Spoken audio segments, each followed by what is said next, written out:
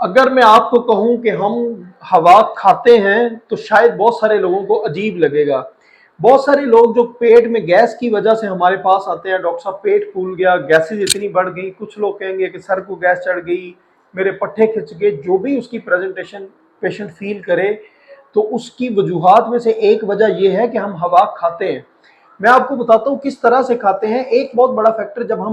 ہم کھانا بھی کھاتے ہیں تو اس کے ساتھ بھی تھوڑا سا پورشن ہوا کا ہماری گٹ میں جاتا ہے۔ دوسرا بہت بڑا فیکٹر ہمارے بیکٹیریا ہیں، وہ ہمارے ہیلدی بیکٹیریا جو اللہ تعالیٰ نے ملینز اینڈ ٹریلینز میں ہماری باڈی میں رکھے ہیں۔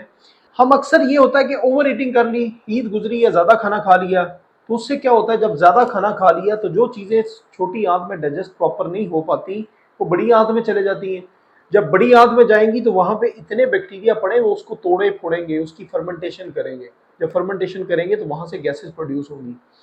یہی وجہ ہے کہ ہم بہت سارے لوگوں کو اس چیز سے منع کرتے ہیں کہ بہت ہیوی میٹھا زیادہ یا میٹھی چیزیں زیادہ کھائیں گے، سوڈا ڈرنکس لیں گے، یہ جتنے جنک فوڈ اسی لیے منع کرتے ہیں کہ وہ گیس پروڈیوس زیادہ کرتی ہے، کہ جو پورشن اس کا چھوٹی آنت میں ڈائجسٹ نہیں ہو پاتا، لارج انٹسٹائن میں وہی جا کے گیس پروڈیوس زیادہ کرتا ہے اور گٹ کے پرابلم بڑھتے ہیں پھر پیشنٹس کے۔ تیسرے نمبر پہ ایک بہت بڑا فیکٹر ہے فوڈ الرجیز کا۔ اس دور میں ابھی یہ بہت کامن ہوتا جا رہا ہے۔ اگر میں سمپل ترین بات کروں تو وہ لیکٹوز انٹالرنس ہے، یا دودھ سے الرجی جن پیشنٹس کو ہوتی ہے، وہ اکثر اس چیز کی کمپلین کرتے ہیں کہ ڈاکٹر صاحب میرا پیٹ بہت پھولتا ہے، یا ایون چھوٹے بچوں میں ہم نے بڑا مشاہدہ کیا ہوگا کہ ان کا پیٹ بہت زیادہ پھول جاتا ہے جن کو دودھ ہضم پراپر نہیں ہوتا۔ اس میں بھی یہی وجہ بنتی ہے کہ جب لیکٹوز پراپر ڈائجسٹ نہیں ہو پاتا چھوٹی آنت میں، تو بڑی آنت میں جا کے بیکٹیریا اس پہ جب ایکٹ کرتے ہیں، اسے فرمنٹیشن کے پروسیس سے گزرتے ہیں تو گیسز پروڈیوس ہونا شروع ہو جاتی ہیں۔ اگر دودھ کے علاوہ کچھ اور چیزیں بھی، جس طرح آج کل گلوٹن کی الرجی یا سیلیک ڈیزیز بہت زیادہ کامن ہے،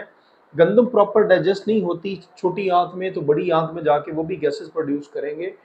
اور اس کے علاوہ کچھ سبزیاں، جس طرح کچھ لوگ زیادہ اگر گوبھی کا استعمال زیادہ کریں، مولیاں استعمال زیادہ کریں، تو ایسی چیزیں بھی گیس کے عمل کو بڑھا دیتی ہیں، گیس کی پروڈکشن کو بڑھا دیتی ہیں۔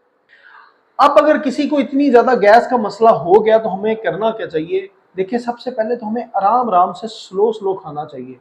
دوسرے نمبر پہ ہمیں جتنی بھی یہ گم شم اور کینڈیز منہ میں رکھنے کی ایک عادت ہے جو گیس پروڈیوسنگ میں ہمیں ایک اہم رول پلے کرتی ہیں، ہمیں اس کو بھی اوائڈ کرنا چاہیے۔ تیسرے نمبر پہ جتنی ایسی